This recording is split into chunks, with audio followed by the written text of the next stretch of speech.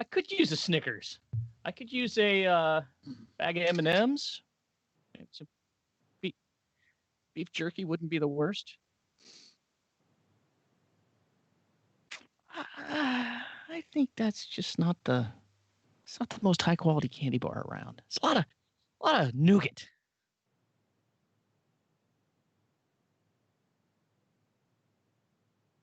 Oh yeah, absolutely, yeah. What that is? Never heard of such a thing. Yeah, it's Is really it British? disgusting. Yeah, I got one the other day from this store over here that kind of that does everything they sell is stale. So these things were like 3 years old, completely inedible. Ian, stale British candy. Right. I still ate it though.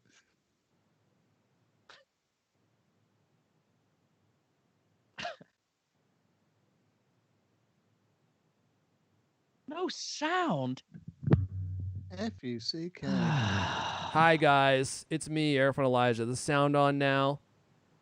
What a chodester. What a giant chodester. Do you know how good those jokes were that we were making? All they could see was our laughing faces. They didn't get to hear anything again. Hi guys. Sorry about that. Amateur move. We're still working out the we're still working out the process. Sorry. Yeah, we're still working it out. So shout out to Dan DeWitt. Shout out to Scott. Shout out to Yosef. Shout out to Chase. Thank you for everyone for being here. We got a lot of stuff to talk about this week. We're going to be talking about iPhone 12. The reviews are in, so of course we'll be talking about iPhone 12 reviews. We are going to be talking about HomePod because we kind of touched on some features coming to HomePod last week, but there was one feature that I neglected to talk about enough, and I fully admit at the time I wasn't aware of what the feature actually meant. You'll understand that when we get to the story. And some of our listeners reached out to me and were like, dude, this is a way bigger feature than you alluded to. So I'm trying to look for the guy who was like constantly hassling me about it. Isaac, Mr. Isaac, there you are, buddy. Thank you for setting me straight on that. So we'll talk about HomePod's new feature, which I think is a game changer, game-changing feature for HomePod. This is going to make them so much more useful than they were before. And we're going to be talking about Johnny Ive's new job. But before we do all that, does anyone want us to talk about anything before we dive into the show stuff? Because I figure we could just, like, you know, hang out, answer people's questions, talk about whatever you want us to talk about, and then dive into the show and do the actual CultCast if you guys want us to do that. Also, let us know if you can hear us and if you can hear me. Let me know if you can hear me. If no one replies, then I'll know that I'll know that you can't hear me. Show the DeLorean. Chase wants me to show the DeLorean. Well, I can't show it floating because the base is over there. But if you want to see the DeLorean, I can show it to you. It's absolutely beautiful. One of the most amazing pieces of movie paraphernalia that I've ever seen in real life, for sure. Loud and clear. Fantastic. Lewis Wallace, give me some of that golden voice. Let's hear your voice. What do you want me to say? I don't know what to say. I don't. Too loud? Once again? Too loud? No, it's good. Okay. It was just so good that was the reaction that I had. It's just so I good. like it when it stops people dead in their tracks. Was there something about this expression that alarmed you? Yeah. I found that a little. Whatever happened to Buster? Thomas Ryan wants to know. Is he still living in his van? No, I believe now it's a cardboard box with a tarp over the top. Oh my god! What a horrible thing to say. He just tweeted today, but I didn't see what he said. No, he's doing great. Buster, a guy that good looking is never going to have a problem finding housing. That's all I can say. He can figure out something. Lewis, I got you in full screen there, Lewis. Let me take you off. I just did a search here. And yeah. Do everyone a favor. Yeah. That off. Leander, Don't leave us hanging. You left us mid-sentence. Oh, sorry. He's posting pictures. I mean, Fox 10 in Phoenix, the local news station, is retweeting his pictures Oh, really? That's cool. of waterfalls and stuff. Yeah, Well, wow, beautiful picture. He's Um, got lots of that. Boy, Yeah. this is Can you read silently to yourself? That's I know how to make good TV. No one makes TV like I'm trying to Later find Kitty. I'm trying to find his Twitter account, but I can't immediately find it in the mess of his tweet deck. Are you quoting his tweets? Because I thought he told me that he actually got rid of his Twitter. We're talking about, for those of you watching that don't even know who we're talking about Buster Heine. He used to be on the show a while ago, one of the original founding members, and he chose to leave the show and go live in a van. That's a true story. So we were just wondering how he's doing. But let's see here. People are saying they can all hear us. Fantastic. It looks like no one really wants us to talk about anything specific. Well, the things that you guys want us to talk about is the stuff that we're about to talk about in the show. So we'll just hop into the show and we can talk about all that. How does that sound? So before we do that, let me dive into our standby screen. We'll get the music going and we will get this show on the way. How does that sound? How does that sound? Alrighty. Get ready. Here comes the show in 3, 2, 1. Here we go. Here it comes. No, I got to start that over. It just feels unnatural when I don't start it at the exact same time. Here we go. Hello and welcome to CultCast, the best 30-plus minute Apple conversation you're going to hear all week long. I'm your host, Arifan Elijah. Joining me today, you may have seen his picture in one of his many Apple biography book jackets, or perhaps on the wanted poster at your local post office. He's the godfather of Cultimac. Later Kitty is here. Give us that wonderful Leander Kitty smell. That is, thank you. Also with us during the busy Apple News week, he's known to chain Cultimac writers to their desks with only a chamber pot nearby. He's a real stickler. The managing editor of Cultimac, Lewis Walls, is here. Hello, and yes, it is a recycled aluminum chamber pot. Oh, well, that's nice of you. 100% recycled aluminum. I heard that it was just a plastic milk jug. No. Not anymore. I think the high quality Not anymore. recycled aluminum. Not since the state outlawed those, and you guys had several inspectors come by to tell you that you need to unchain your writers. Welcome everyone. This is the CultCast. For those of you watching live on the Cultimac YouTube channel, some of you may have never actually heard the show or seen the show. We get together once each week and we talk about the week's best Apple stories. We talk about gadgets.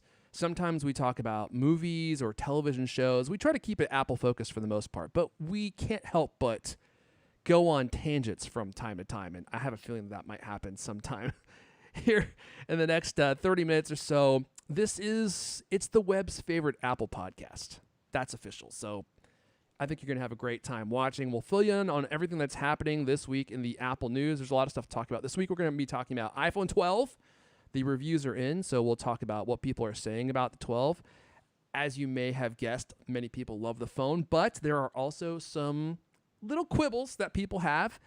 And maybe as a little teaser, I don't even know if I should say this, quite honestly. There's a part of me that thinks I might not upgrade this year. What? Your face was so frozen there for a moment, Lewis, that I thought that maybe streaming problem. I thought that maybe Skype froze. Yeah, there's a part of me that thinks I actually, for the first time in a long time, I just may not upgrade, and we can talk about why that is. But there is some other Apple stuff coming out that I'm very excited for, so we can talk about that kind of stuff too. And let's see, we're also going to be talking about, I think, an absolutely insane feature coming to HomePod. It's going to change the way people use HomePod. It's going to change the way I use HomePods, and it's something that I'm really excited for. This could be a really magical feature and bring new life to the HomePod. And I'm a huge HomePod fan. I talk about them all the time. I think it's one of Apple's best products. And this is something that makes them even better. So we'll talk about that. And then we're going to wrap up with a story that I got contacted about 30 times this week. and that is Johnny Ives' new job. Johnny Ives got a new job, and he's not where you think he is. And he's not there. If you know where he went, he's not there why you think he's there. I know you're thinking chamfered mint pillows, and that's a part of the strategy, but that's not the full story. So we can talk a little bit about that. Before we dive in, Leander, do you want to give us a little bit of info about the fine wares in the Cultimac watch store? Or who's doing it? Is it going to be you or is it going to be Lewis? Well, you said Lewis, but I can kick it off. You know, I mean, it is your store, so maybe you want to talk about it. Do you want to do it, Lewis? Lewis, why don't you give it a plug? All right. What do you want to talk about? We got some new iPhone 12 cases in there. We got cases from Mujo, which I don't know if you're familiar with Mujo, but they make excellent leather cases. Every bit as nice as the ones that Apple sells, if not nicer. You see, we got also some cases from Laut, which is a fairly new vendor in the store, right? I think it's a German company. German company, yeah. I love German it's companies. good quality but low cost stuff, yeah. Yeah, Laut is really very inexpensive. The Mujo stuff is more in the $50 range, whatever. But I got one of those on my case on my phone right now. I've been using it for, I don't know if you can see that, but months and months and months. Love it. That is a very little case. Deterioration. I keep thinking, it's a leather case. I keep, I'm constantly like cooking and doing dishes, especially since my dishwasher broke. I'm doing dishes. I feel like 18 hours a day. You still haven't got that fixed? Wet. No, I can't. No, I can't fix it. I went and bought a new one. I'm waiting for it to be delivered. Anyway, I always think, oh, geez, I picked this thing up with my wet, filthy hands, but you know what? It's held up quite well. I love this thing. Anyway, Mujo. This is the Mujo? Plenty of Mujo cases. Yeah, Mujo. Plenty of Mujo cases in the store. They are definitely good. They, everybody likes to talk about the way that the clicking happens. Yeah. These buttons are great. So, Oh, what else? man. You got? You gonna talk about the Apple Watch stuff, Leander? Yeah, well, I mean, a whole bunch of great new bands for your Apple Watch, including one from Golden Ear. It's a gold sort of pyramid band. Looks really, really distinctive. Great if you've got a gold watch. Yeah, they look really, really, really, really nice. It's for. That thing looks sci-fi in a way. It's like. Which one's that? Which one's that? I gotta make sure I'm looking at it. Which watch band? Your link. Because there's one thing that you should know about me, guys.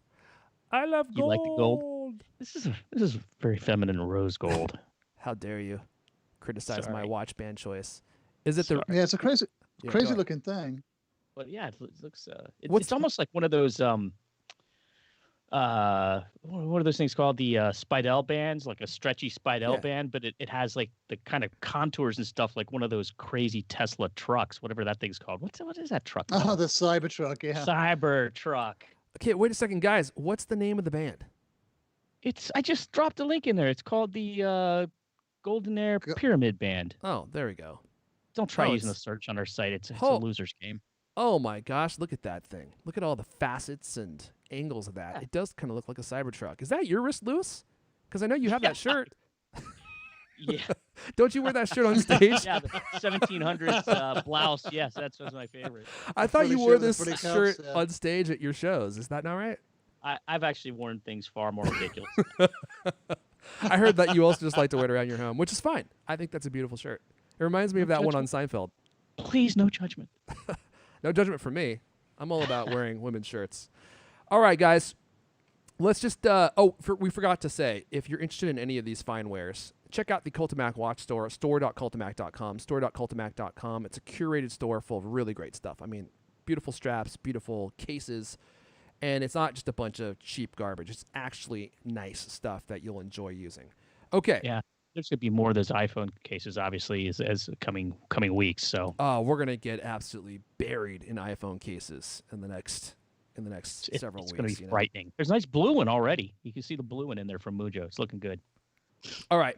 Let's dive right into the show. iPhone 12. Let's just kick off with that. iPhone 12 is coming out tomorrow, as is the iPhone 12 Pro. And then on November 6th, we get the iPhone 12 Mini and the iPhone 12 Pro Max. I have to make myself say that slow so that I can actually say it, because there's just so many words involved in that title now. So iPhone 12 and 12 Pro first impressions. The reviews are out. I'm sure you guys have probably already watched a ton of it. And one of the things I was surprised by is how much of an incremental upgrade this seems to be over the iPhone 11 and 11 Pro. Did you guys kind of catch that? Did you catch that whiff, Lewis? There wasn't really anything that jumped out at me as far as the reviewers were concerned that made it seem like this phone was that much better than the last generation of phones. And it's certainly not 5G. I mean, we were just talking about the 5G map. And yeah, right. Was that 5G map that you showed me, was that Verizon? Was that the Verizon map? Yeah, straight from the Verizon website. I looked at it today. Okay. Yeah, and it's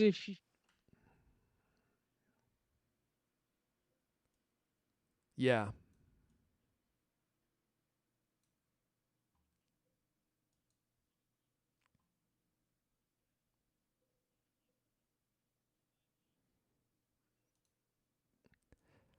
Well, that was the thing I was wondering about is when we were looking at these maps. I'm looking at the map right now, and with both the Verizon and the AT&T map, let's see here, they show 5G, but I wonder if this includes. So AT&T has this thing called 5GE, which they rolled out like a year ago, which is basically also known as not 5G. It's just LTE that they say, from my understanding. It's like, well, it's almost as fast as 5G, so we're just going to call it 5GE. And I think they include that in their 5G coverage map because there is no way this map of AT&T 5G coverage. So the 5G coverage is like the teal color and the 4G is blue. There is no way they have 5G ultra wideband coverage in all these places. There's no way. And okay, and Verizon does kind of the same thing. They classify their 5G as 5G ultra wideband and then 5G nationwide, and then underneath that it says includes 4G LTE coverage.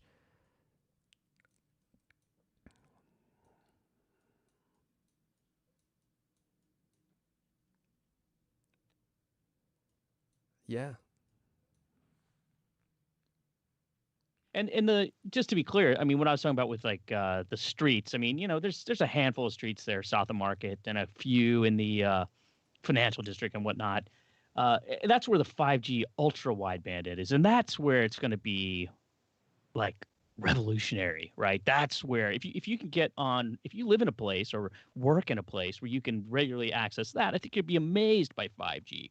But I think in general, what do I know? I mean, I don't have a 5G phone yet, but I think I think there's looking at the maps. I think there's going to be a lot of like, oh yeah, it's a little faster once in a while. Well, I'm looking at the map, for same. T-Mobile, the one, my carrier in San Francisco, and guess where 5G ends? It's covered like in my part of town where I live, except for my block. Your block? That was intentional. Yeah. They did that on purpose. I think TC, he worked with them to make sure that you weren't going to get the coverage that you needed. Did they do the same thing where they mix it up and say like, oh, here's where our 5G coverage is. Oh, but that might include 4G. I'd have to go back and look. I think it's but I think it's the millimeter wave. The really fast 5G. And people have said it's really amazingly accurate. Like it really is block to block. You can be walking along, and on the map, where it falls off a cliff, it falls off a cliff. Wow. Yeah. So look at. Yeah, you're saying T-Mobile actually has some in Bernal Heights. Yes, but not on my block. Because Verizon is like, there's none of that 5G ultra wideband. I mean, yeah, I'm looking at the Verizon map right now. Hardly in San Francisco. This is for Seattle though, so I'm looking at the 5G map right now for Verizon, and there is no 5G ultra wideband anywhere. So there are people in the chat saying they lost the video. And hopefully it looks like we're back. But we were just talking about, for the last 10 minutes, we've been talking about the exact same thing. And that is the fact that there doesn't seem to be 5G anywhere. And we could talk about this for another 10 minutes or so. But I think we've this is a big thing in the review, the reviews you're about to talk about, isn't it? This is kind of like all the reviews thing. said they couldn't test it. Yeah. Right. No, I don't think I saw more than one reviewer who was able to even test the 5G without going way out of their way to test the 5G. So the marquee feature 5G, I think, is very powerful. It's very cool, but you can't really use it. And for someone that's coming from an iPhone 11 Pro like I am, I was looking at the differences in camera performance, and there are some, but they're not significant. I was looking at the differences in speed, and sure, the new phone is faster in some ways, but not really significant.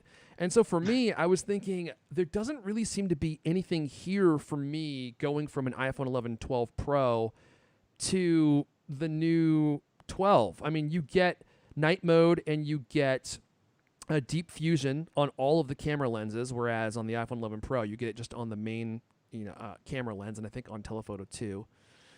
And that's kind of about it. And the photos look a little bit better. The HDR3 on the new iPhone 12, it looks good. It looks better than the iPhone 11 12 or the 11 Pro, but it doesn't look that much better. And side by side is really the only place where you'd notice it. So I just got to thinking, do I want to spend another $1,000 on a phone that is only incrementally better than the phone I have now and doesn't really have any actual significant feature that I would find to be compelling? Now, I know that's blasphemy on this show, and we're probably going to lose all of our listeners after admitting this. But I'm just being truthful here. I'm like, it's $800 for the iPhone 12 mini. Yeah, but how much can you get for the 11? Well, I'm giving the 11 to my wife, so nothing. Oh, well, then there you go. So a big fat nothing, Lewis, and she has the iPhone 10R, so I could probably sell that for like $350, which would subsidize it for sure. And the other thing is, I have to admit, the deep fusion. So there's Smart HDR, right, which looks at your photo when you take a picture and will adjust the exposure depending on what is happening in your scene. It will bring the brightness of the sky down and bring the brightness of your face up. I think that feature makes a huge improvement in photos, and it's one that I actually like the look of. Deep fusion is the other technology that Phil Schiller called photography mad science. I gotta say, I don't actually think it makes photos look that much better. If you're taking landscape photos, then it might, because it goes through and it makes things sharper and brings out detail and will reduce noise. But on a face, I think it actually goes overboard and makes people's faces too sharp in some instances, which sounds crazy, but in Hollywood, they use a filter called a Pro Mist filter. Have you heard of this, Lewis? A Pro Mist? And its only job is to blur your face. Because that's people don't like super sharp faces. Sorry, go ahead. Well, the whole thing with like 4K movies, you watch it, it's like, whoa, it's just like so freaky and weird. It doesn't even look real. It's so hyper realistic that it looks unreal. I remember I saw like what was it, The Hobbit, I think, and it was just like the only parts that looked real in that were the parts that were completely fake. And the real stuff looked. You mean unreal. like the CGI? You mean? Yeah, the CGI stuff looked like legitimately real. But like a couple of guys running across a field, what the heck is that? It's fake. It's uncanny. It's very uncanny. But I didn't know if you want to talk about it now, but you sent that video about the guy who had the comparison with the 11 and the 11 Pro and the 12 and the 12 Pro. Did you want to talk about that now, or are you saving that for later? Did you watch that? I did watch it. Okay, you know what? I'm just gonna start playing it in the background so people can see the comparison. So just so I give credit, this is Mr. Who's the Boss, and he did a great comparison side by side with the 11 Pro. He did the 12 and he did the 12 Pro. And there definitely are some differences, but as you'll see here, they're not drastic. So go ahead, Lewis, fire away. Yeah, I was just saying, I don't have the greatest eyes in the world, but I'm looking at that stuff and I'm straining real hard to see much difference at all. I mean, you can see it, and it definitely, who doesn't want a better camera? I didn't see any instances where it looked worse, except for maybe there were a couple of things actually where just what you're talking about, where like the face, like now it's so realistic that you can see like shiny patches, where the sun is bouncing off his skull, right? Yeah. Just a little bit more realistic. But yeah, I don't know, man. I'm kind of with you. I understand why you could say, geez, I don't know if I need to upgrade. But on the other hand, when is I think 5G is going to be amazing when and if you get, within 20 feet of one of those transmitters. Yeah, if you can find one, for sure, I think 5G will be incredible. But I think we're probably a year out, if not more than that, from ubiquitous 5G, quite honestly. Unless you live in a major metropolitan area. And even then, I think we're probably 6 months away from having ubiquitous 5G. And when the 5G is there, it looks incredible. I mean, the speeds that I've seen from 5G are better than the speeds that I have with the fiber optic I have coming out to the Cult Command Center. I usually get about 900, well, maybe 400 down and 900 up. I don't know why the up speed is always faster. So that's really good, right? That's weird. Bizarre. But the up speed is always faster on my fiber. But from what I've seen from the 5G tests that I've seen, they're getting like 1,800 down, 1,900 up. That is insane. I've seen figures even higher than that, like in the 3,000 range. You saw 3,000? Yeah. I don't even believe you. I don't even believe you. Well, John Gruber was saying that he got like 2,800, I think. Wow, that is crazy. I mean, 2,800 megabits a second, just so people realize. We're talking like, and this is fuzzy math, but 260 megabytes per second for a wireless cellular connection. That is unbelievable. That is unbelievable. I mean, who could ever use that much speed, right, Lewis? No one. You can never have enough speed. No, never have enough. That's Leander's model too. Time tested. I hear it's also good for presidential debates. Oh my god. That's right, tonight. Oh man. Oh yeah, boy. Okay, let's not get political. But so anyway, look, I know I'm gonna get creamed. I'm looking at the comments, and some of you are not happy with what I'm saying. I'm just being honest with you guys, and I know a lot of people that are coming from the iPhone 7, the iPhone 8, the iPhone 10. I think upgrading from those phones, you're going to have a massive leap in performance, and you're going to be thrilled. You're getting HDR3. You're getting the newest Deep Fusion, especially if you're going with the iPhone 12 Pro Max. I think that phone is going to be the one where Apple really crams in all the best technology. Sadly, that's what they decided to do this year, whereas last year, all the phones are pretty similar. This year, the iPhone 12 Pro Max is going to have the best camera. It's going to have like the sensor shift technology, and it's going to have way better low light performance. I think it's supposed to be like 87% better than the last iPhone 11 Pro Max. So if you're looking for all the best, that's going to be your phone, and that one will have the best technology. But the other thing about that phone, which I think is important, is the fact that it's also going to have the biggest battery. So, Lewis, I'm getting ahead of myself here, aren't I? You want to tell us about? Were you going to be telling us about the battery performance for the iPhone 12? Let's no. No, Come on, man. That's Leander Stick Caney. with the program here. Yeah, Leander Caney. You're blowing this all up, Fun. Look, Leander's sitting there quietly. All of our carefully laid plans just blown up. Okay, let's at the speed of 5G. Let's just talk about the 5G tests, and then we can talk about pre-orders. I'm going in order of storytelling here. So let's start with the 12 and 12 Pro 5G test, Leander. Just save me here. I'm stumbling. Just take it away. Let me stop talking for. We need to hire you an octopus. Goodness sakes. Yeah. So they only from what I can see, an early test of the battery life on 5G by Tom's guide. It said that it comes at a cost to the battery. So that in these first published battery tests, Tom's guide tested the new iPhones on both 4G and 5G, running both on the same screen brightness and loading up new sites every 30 seconds until they ran out of battery. The conclusion: the 5G uses has a pretty major impact on battery life. And so, this is a stress test. They stressed it out. It lost, I think it was 2 hours. The iPhone 11 on 4G, it lasted 11 and a half hours. And then on 5G, it was like 9.5 hours. So there was a 2 hour difference. And then the Pro model, the iPhone 12 Pro, it was like a 1.5 hours difference, which, is a fairly big hit for the battery life. Did you say 20% already? Did you say the number 20%? I didn't work out the percentages. Did you? Okay. Do you know the and I can't do it off the So top of my from head the percentage that I saw, it's a 20% hit. So if you're on 5G, you're going to take a 20% hit to your battery life. Now the nice thing is you'll never have to worry about that. Because you'll never be on 5G. In fact, there is a mode that is built into the new iPhones which will automatically take you off of 5G ultra wideband if you're not doing something that's data intensive. So if you're like streaming music or using data, it will automatically switch you to the lower network speed, or I guess to the 4G LTE connection. because they don't want you to drain your battery life until you're getting ready to download something that's, intense. Yeah, they added the new. There's like three settings now in the settings app for 5G. One is like 5G on, and that prioritizes 5G. 5G auto, which prioritizes battery life. Like you said, it throttles it back if it's to preserve battery if it doesn't need it, and then I think just turning it off altogether. But so it'll be interesting to see whether that works and how effective that is. That automatic, to prioritize your battery life rather than the 5G speeds. That's actually interesting.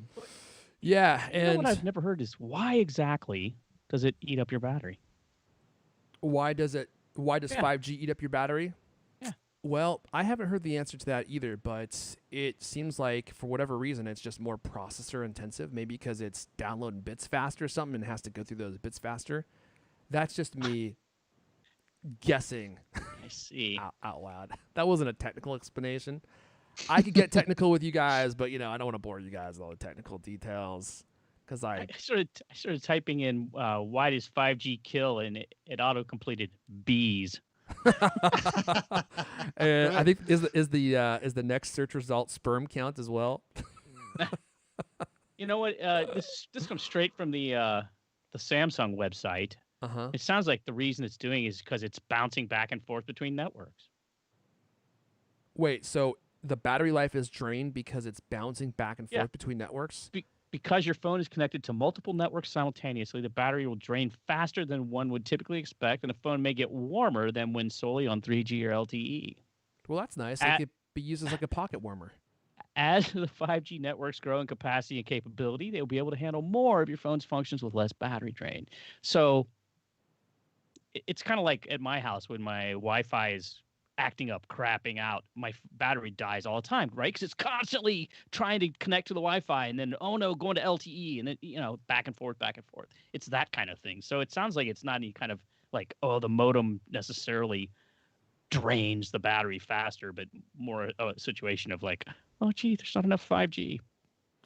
Well, regardless, it's going to drain your battery faster, and that had me worried about the iPhone 12 mini, which was the phone I was going to go for. And now I think that phone is going to have battery problems. It's going to have a smaller battery anyway. We already know that. And now if you're on 5G, you have a smaller battery and you have the fact that 5G drains your battery faster. You're going to have 20% less battery life compared to LTE. So I think that phone is going to have battery problems. And all these things combined, I'm just like, this is going to be an expensive year. I'm buying a new camera. This is just my personal story. You all might be in different boats completely, and you might think it's worth upgrading. But I'm going to buy probably at least 16 HomePod minis. I got to have at least 2 or 3 in every room, right? That's $1,600 right there plus tax. I'm getting a new camera. I'm thinking about getting a new 4K TV because the LG has some really beautiful OLEDs coming out this year, and they're so cheap now. It's just crazy. And so I'm looking at all these expenses, and I'm thinking, do I really want to spend $1,000 on that beautiful iPhone 12 Pro Gold Edition? I do want to spend $1,000 on that. And I still might, but then you're definitely gonna crack. There's no. You mean way 1,100 anyway? Ridiculous. Don't forget the upgrade of the storage. Right, and then there's that. Just raid the kids, college fund. They don't need it anyway. I thought maybe I could put harnesses on them and then attach them to a wagon of some kind, and then this Christmas I'll have them pull people in like a cart or something, for with a little reindeer for them. They're so whiny though. As soon as I put the bit in my daughter's mouth, she was like, "This is uncomfortable." I don't like it. I do things every day that I don't want to do. Come on, cut me a break here, right? Kids, am I right? Yeah, you're right. Yeah, so I'll let you guys know what I decide, but I at this point I'm kind of leaning towards, for the first time in a long time, not upgrading my iPhone. And just going with something different and just stocking up on the I'm definitely going to get the MagSafe Duo because that was probably one of the coolest things announced at the entire keynote. And then the HomePod minis I'm going to get at least 3 of those because I'm moving the HomePods out to my living room. I have them in the Cult Command Center right here. I'm moving them out to my living room to be in front of my TV for the new feature that we're going to be talking about here in a little while. But regardless of what I think about the iPhone 12s, people are buying these things up left and right. Am I right here, Lewis? Did I go What to the right a person? transition. What a pro. What You're a pro. a pro. Take it away, Lewis. Yeah, so apparently they're seeing a really strong start with the pre-orders. iPhone 12 is seeing twice as many pre-orders as last year's iPhone 11, and the iPhone 12 Pro is proving more popular than 11 Pro, according to new estimates from, you guessed it, Ming Chi Kuo. Personal favorite I of mine. never have any confidence that I'm pronouncing that reliable analyst's name. You said that properly. perfectly. You said that perfectly. Was that it? Did you read all of it? No. Okay. Sorry, I'm looking something up as you speak. I'm going to pull this up in just a sec. Yeah, so once again, first one with 5G connectivity. Supposedly that's driving a lot of interest. Attracted between 1.7 million and 2 million orders during its first 24 hours availability, according to Kuo. Mm-hmm. He indicates that demand seems to be split equally between the iPhone 12 and 12 Pro so far. It was believed that the more affordable iPhone 12 would be significantly more popular. It kind of makes sense, but then again, the prices aren't that far apart. Yeah, not anymore, sadly. Yeah. Long term, Kuo predicts that iPhone 12 and 12 Pro will see around 30 to 35% of total orders. iPhone 12 mini, the one with the battery problem that Air Farm predicts, would get 10 to 15%. And the larger, more expensive iPhone 12 Pro Max would go 15 to 20%. Well, and get this. Why do you think the iPhone 12 mini is going to be the least popular? Why do I think it's not because of the battery conspiracy? It's because the lack of dual SIM support. I found that kind of surprising. I didn't realize it didn't have dual SIM support. That somehow got past me. Yeah, neither did I. Well, I guess we don't use them here, do we? But this is in China, right? Yeah. Why? Does anyone know why those are so popular in China? I do not know. Okay. I take it. One is like your official SIM, and then one is like the one that the government doesn't know about or something. The one that's not tracked in your social credit score. Possible? I don't know. What's the one that you get from like the mini marts, like can't be tracked or something? Do you believe these numbers from Kuo? I don't know, man. One guy seems to be tapped in. For sure, but I wonder how's he estimating these numbers, and twice as much. That's a pretty big claim. Like if the iPhone 12 is selling twice as many, but only 1 million, that would make it the iPhone 11 had 1 million pre-orders in the first 24 hours, versus 2 million now, right? So, but that seems really low. I mean, remember when Apple, when the launch day, people would line up at the stores, and then Apple would put out a press release on the Monday after they go on sale on the Friday, and it would be like in the range of 10 million or so that they'd sold. But I guess maybe he's talking about pre-orders rather than sales. Right, and this is the first 24 hours that he's talking about. Yeah. So who knows? Who knows what happened the second 24 hours? Oh, check this out. Hold on a sec. I'm looking at the chat, and it looks like we have someone who's either from China or in China. E4. I see you, E4. There you are. He says, because it's the norm to have a data tariff as a voice tariff in China. Oh, so data optimized versus voice optimized tariff. So are they charging you guys for voice data versus data? Is that the way it works? So they actually tax you on the data that's being used? So that would make sense. So you have like one SIM card for voice and one SIM card for data, I think is what he's saying there. The one for voice never gets used. It's weird, isn't it? Now that the iPhone has the phone app as just like an app, and I mean they've always had it as an app, but it's not front and center when the phone rings. So if a phone call comes in, it's just like a little notification. Then I press it, thinking that I've answered the call, but it actually loads the app, and then you have to actually answer the call as well. Whoa! Have you guys noticed that? So oppressive. It's like an extra step, and I demand that Apple change it immediately. Because it's terribly oppressive. It also just demonstrates to me how little I actually use my iPhone as a phone. I just if I have to make a call, I use FaceTime. It's actually shocking when it happens. That you get a phone call? Yeah, got one this morning. I was like, what do I do? You have to talk to your therapist about it. The only calls I get are from political calls. I get tons of political calls, and then I get spam calls, right? People trying to sell scammers. me some garbage. Yeah. Oh, yeah. those just go straight. Likely. Don't you have those turned off?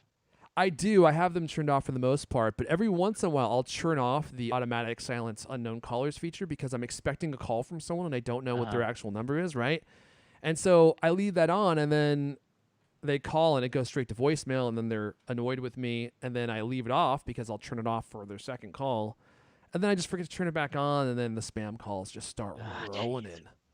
It's like ring, ring, ring, ring, ring, ring. I look down, it's like El Caney again. Added him to the blocked list. How did he get through? Oh, Right. someone's call is turned up.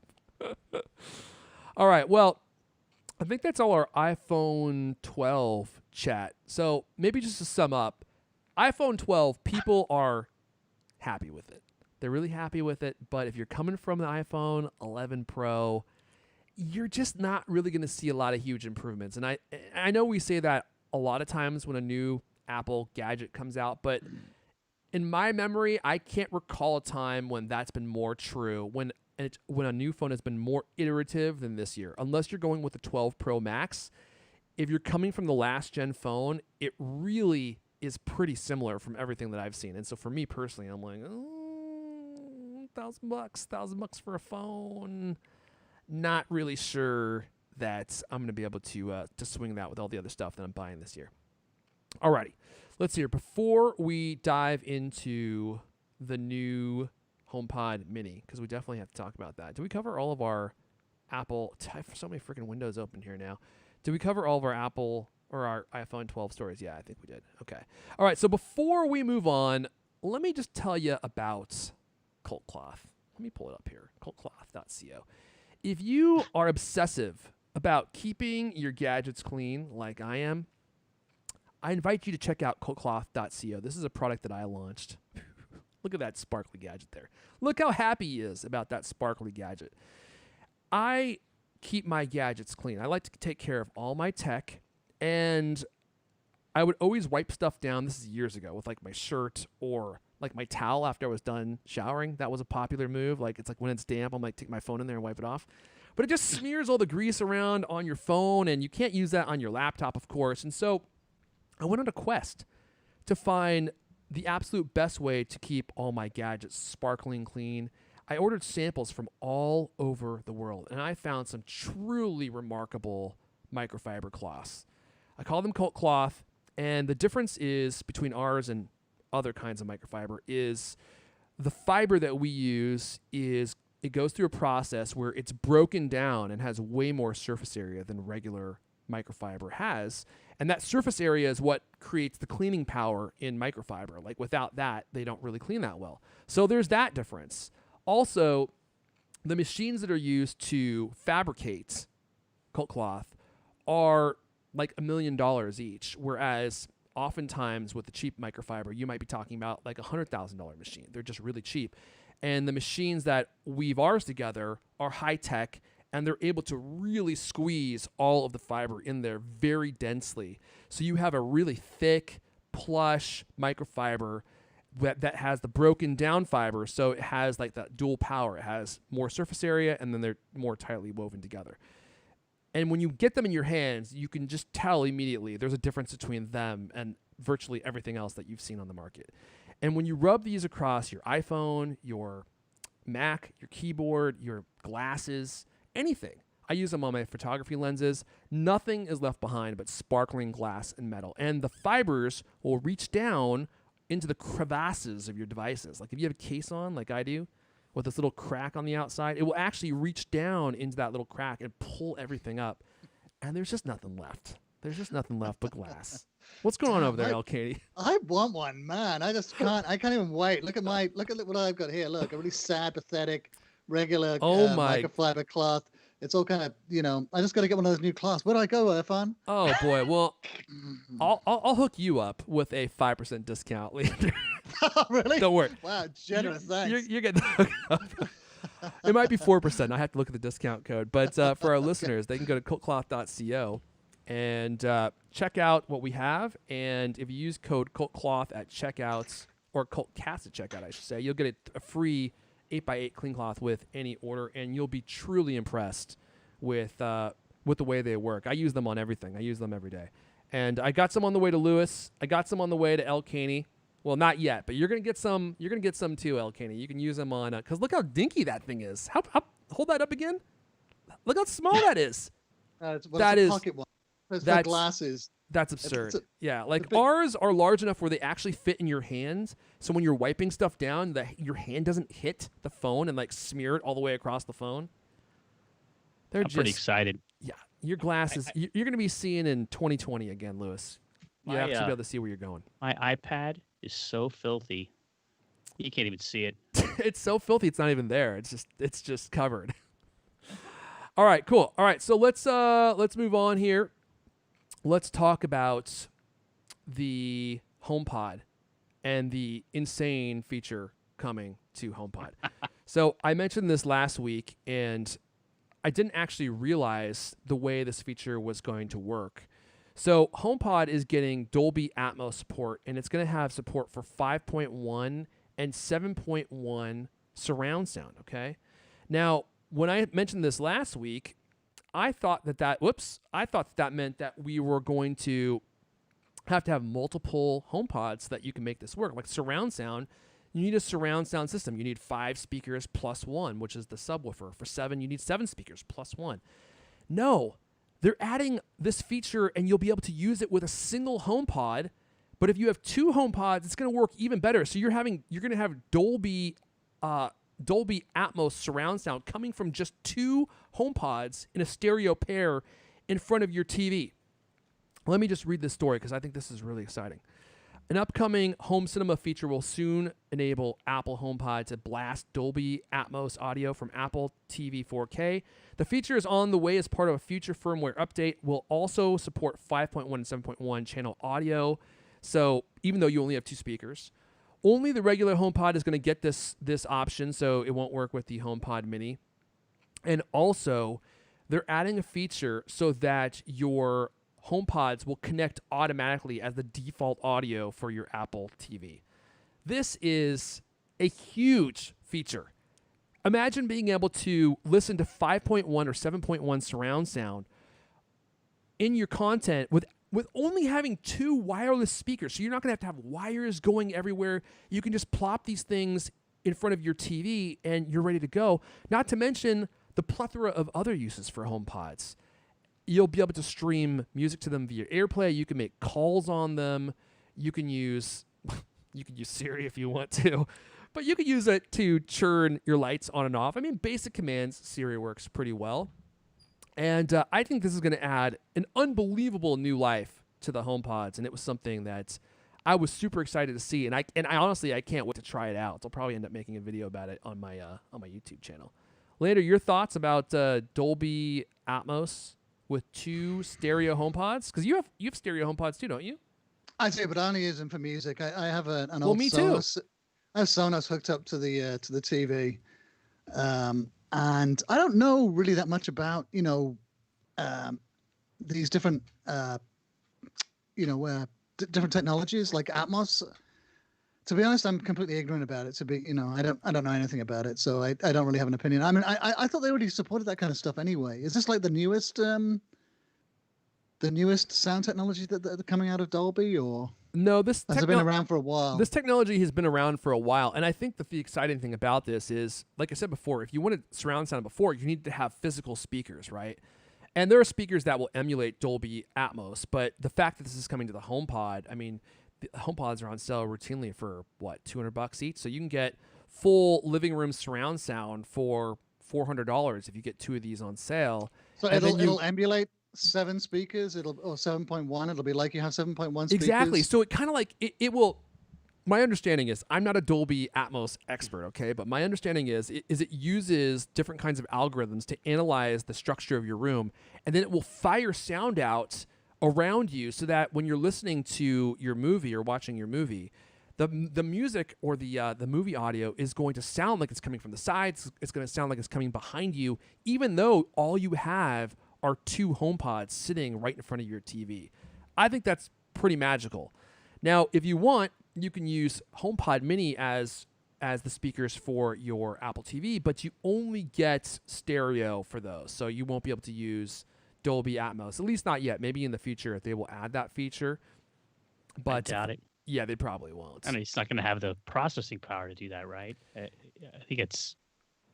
I don't know. I mean, they might. it seems like it could just be a software limitation, but regardless, Apple probably is not going to add it anytime soon if they add it at all because, well, they want you to spend the extra money on the HomePod. Yeah, there's got to be limitations. I mean, those little things are the size of a baseball.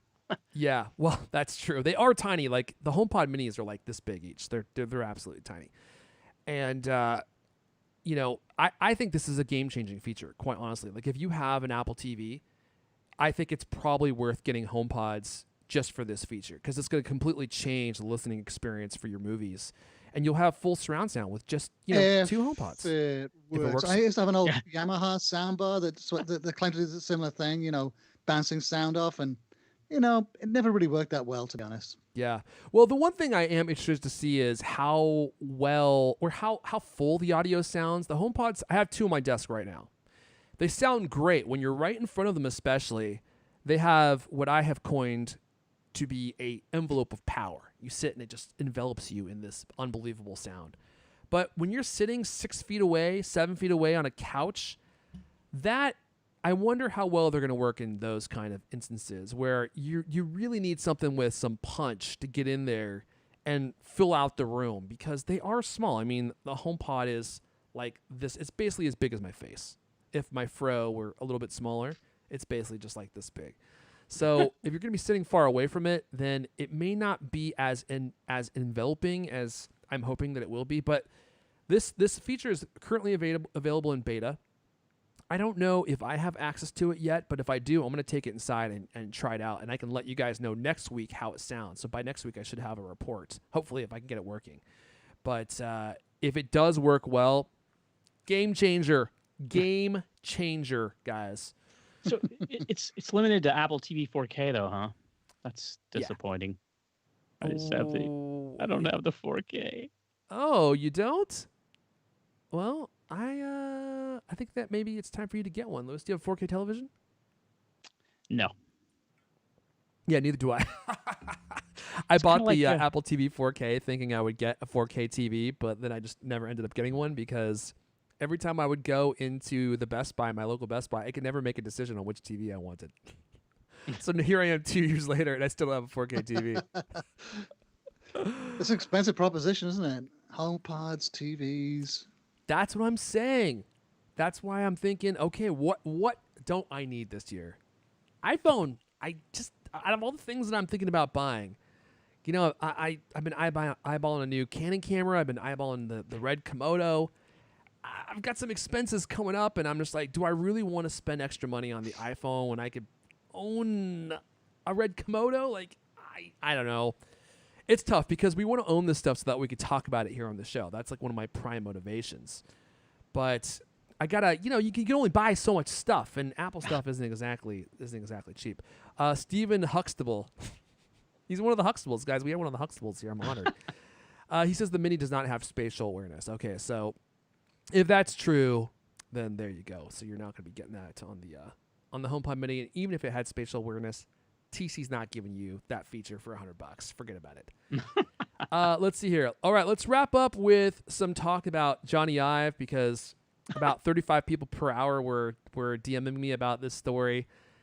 Do we have this story in the show notes? I don't think that we have it.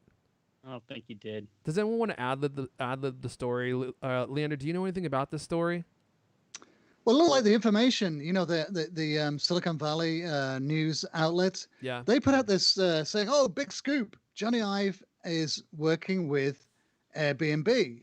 And then shortly afterwards, the CEO of Airbnb, Brian Chesky, put out a short statement saying that indeed, they were working with Johnny Ive and Mark Newsom's new company, design company, to redesign the Airbnb app. And what was the other thing, Lewis? There were a couple other things, the experience or something like that. So super white rooms.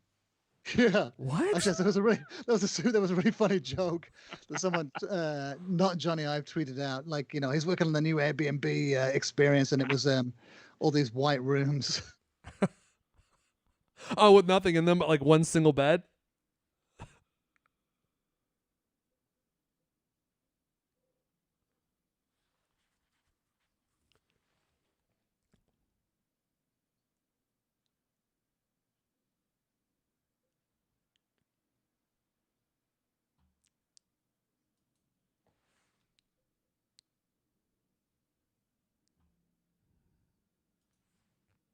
So, software is definitely not outside of his remit. But I was kind of surprised that they were talking that this is the first announcement. The first project is a software redesign, for a company like Airbnb. I just want to apologize to everyone watching. I keep accidentally scrolling to our standby screen, which is just a standby image, and I think also mutes all of our audio. And it's right next to my browser button. I got to reposition my buttons. Oh my God! Look, I told you last week. We're ironing out the details. I'm ironing out the process. Cut me a break, we're gonna have to return all their money. Yeah, that's true. So the good news is it's gonna be less than $1, so that won't kill us. But yeah, so I'm gonna move my standby button somewhere completely different, so I don't accidentally hit the standby button anymore because it's right next to my browse button. And what I've been trying to show you guys is this Verge article right here talking about the new Johnny Ive story. Where did it go? I lost it. No, there it is. Yeah, and the fact that he's going to be working with Airbnb, but what I thought was most interesting about this story is not the fact that he's going to be helping Airbnb make a new app and probably helping create chamfered mint pillows, which I have no doubt are in production as we speak. But did you guys catch this part of the story where they said that part of his job was going to be helping Airbnb recreate their design team? Did you see that? I think that's the most interesting part of this story is not that they're hiring him to help with the app, which they probably are. I mean, he'll probably have a lot of different responsibilities, but they've basically tasked him with helping them create a world-class industrial design team or design team to create other kinds of Airbnb products. Now, I don't really know what kind of products Airbnb has besides just selling Airbnbs. Do you guys, are they selling their own line of hot sauce or anything like that? Well, they've got experiences, Airbnb experiences. They've been expanding into that. And what are those? Like vacations? Like we'll take you to go bungee well, jumping or something? I mean, for instance, yeah, like if you're going to be in Arizona, you might hire Buster through an Airbnb experience to take you out and jump off a cliff. 99% safe. 99%. Well, if you're with Buster, it's more like 65%.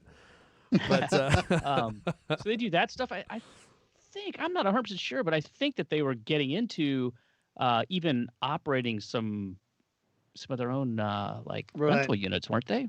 Yeah. So maybe you'll create some Japanese style sleep pods. And Airbnb will be selling these things to people, and people will be setting up racks of sleep pods out in their front yard. Yeah, like flesh rejuvenation pods, which is probably what Tim Cook and Johnny Ive sleep in, no doubt. I mean, look at Johnny Ive. He looks great. How old is this guy? He's like in his 50s now, isn't he? He looks fantastic. This is probably that picture's about 20 years old. I was gonna say, never mind. This is an older picture. Also, when you're enveloped in the great heavenly light of the Apple keynotes production, this will make you look like $1 million. They could have dragged him off the street and made him look good. So, yeah, interesting story. Johnny Ive has a new gig. He's working for Airbnb now, and if you get a chamfered mint pillow in your next Airbnb stay, well, you know who to thank for that. It's going to radically change your experience. I think that's it, guys. I think we should go ahead and wrap it up there. What do you say? I think that's all the stories we have for you guys this week. Is there anything else? Let me look at my notes here. No. But I appreciate everyone hanging out during the live stream, and I appreciate everyone letting us know what's going on as we're doing this, because I'm trying to do We never would have known, would we? We could have been like talking and there would be no sound. We wouldn't have had sound, and then we would have been on the wrong screen. And pathetic. Yeah, it just would have been a complete disaster. So we're working out the kinks. And we're going to keep polishing away. I'm like a fine craftsman. I'm just polishing. With a cold cloth. Crafting. I got a cold cloth in one hand, cold cloth in the other hand. I got cold cloths in both hands, and I'm going like this. I'm just rubbing it down. And it's going to keep getting better. So we appreciate everyone hanging out, but we're going to go ahead and wrap it up there. That's all the CultCast we have for you guys this week. Hey, if you want to come reach out to us, we're all on Twitter. I'm at Arifon, ERFON. Leander is at El Caney. Lewis is at Lewis Wallace. This has been the CultCast, the best 30-plus minute Apple conversation you're going to hear all week long. New episodes of the CultCast come out every Thursday night. I want to thank everyone for listening, and we'll see you guys next time. We're clear, guys, but don't say anything offensive, Leander. I think they can still hear us.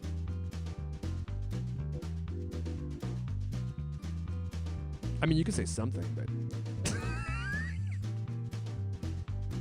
go get your bass. Put on that little frilly shirt that you love, and slap that bass all day. We can air it live if you want.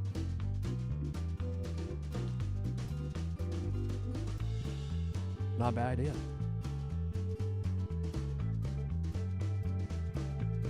Oh, shocker. Yep, sounds about right.